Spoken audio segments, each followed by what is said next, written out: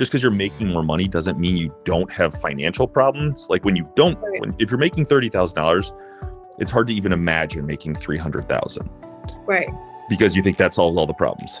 Sure, it can if you're disciplined, but lifestyle creep is a very real thing. Like I work with a lot of physicians, and you have physicians making $40,000 to $50,000 a year in their residency, working 80 hours a week. And then all of a sudden, 1 month later, after they're done with their training, they go from $45,000 or $50,000 up to $300,000, $400,000, $500,000, like that. It's a really unique situation. Yeah. And you might say, oh my God, all their problems are solved. Well, no, because everybody that they work with is at the country club, has the $1 million house, has 2 or 3 cars, goes on baller vacations every year. They also have been training for 10 years. So they're 10 years behind when it comes to savings.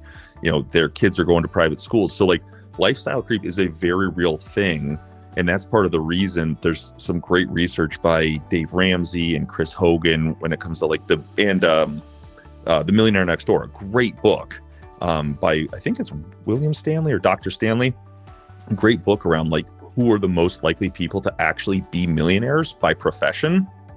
And most often it's like accountants, teachers, engineers, because they started working early, they were making decent money. In a lot of cases, those people have like pensions or savings accounts, and the lifestyle is not too flashy, so that they're process and system oriented, non-flashy lifestyle, and thus they're really used to and comfortable saving more money. But when you're in those higher income places, similar to being like a professional athlete, all of a sudden when you're around money and everybody you work with is spending massive amounts, you feel like you need to be in that keeping up with the Joneses place. So to the original point of, no matter how much or how little money you're making, everybody could do a little bit better job.